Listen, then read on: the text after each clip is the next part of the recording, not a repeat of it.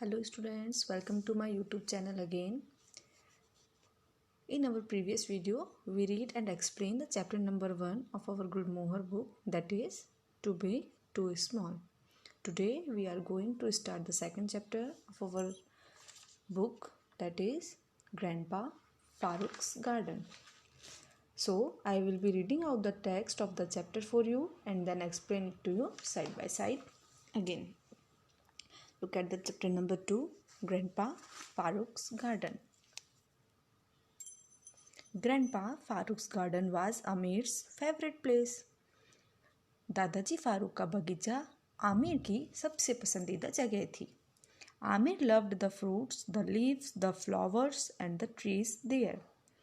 आमिर को फल, पत्तियां और फूल और पेड़ भी पसंद थे.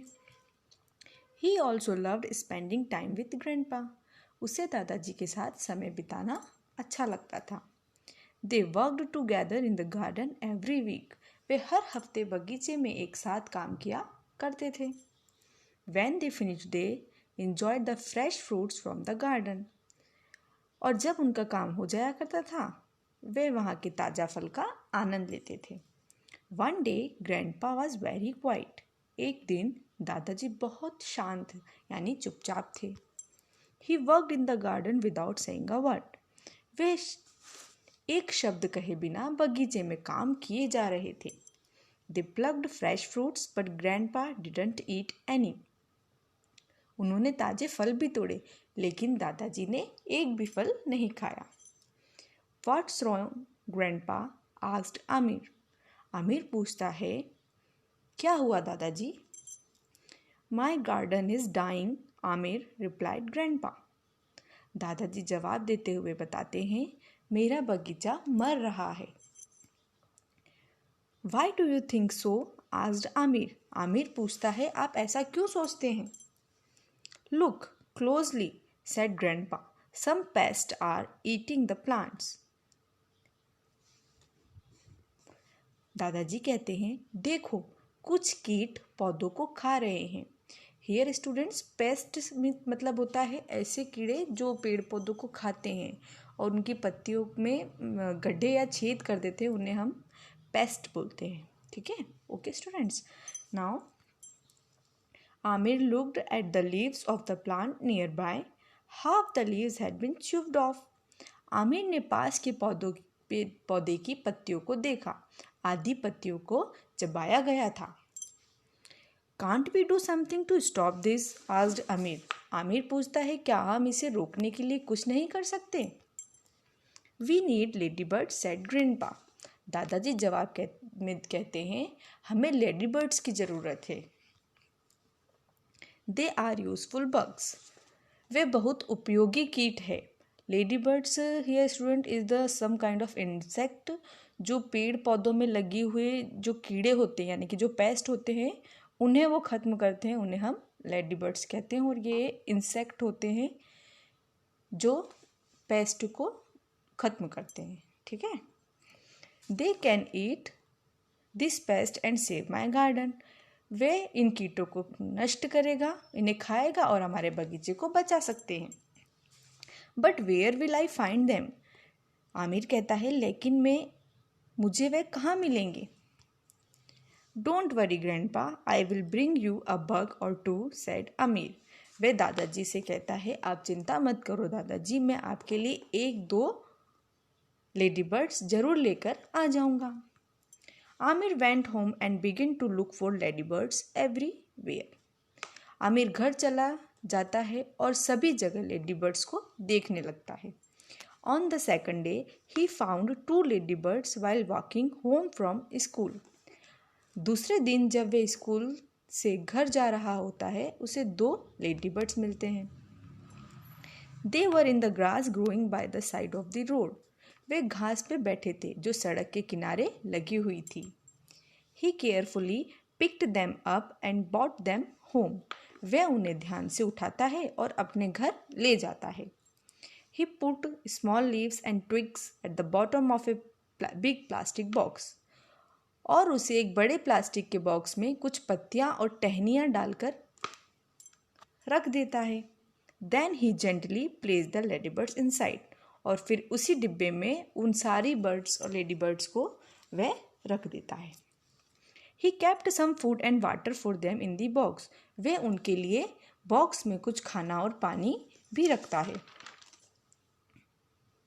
The next day Aamir looked for the bugs around the football field, अगले दिन आमिर ने फुटबॉल के मैदान में आसपास कीड़े की तलाश करता है। He found 3 of them sitting on one leaf, और उनमें से 3 लेडी बर्ड को एक ही पत्ते पर पाता है। Come with me, little lady birds, we have to help grandma, he said, carefully picking them up. मेरे साथ आओ छोटी लेडी बर्ड्स, हमें दादाजी की मदद करनी है, यह कहकर आमिर उन सारे लेडी बर्ड को उठा लेता है।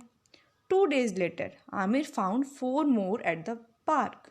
2 दिन के बाद आमिर ने 4 और लेडी बर्ड्स को पार्क में पाया और वे उन्हें भी उठाकर अपने घर ले आया। He picked them up and ran home. वह उन सबको उठाता है और अपने घर भागता है। Now his box had 9 lady birds.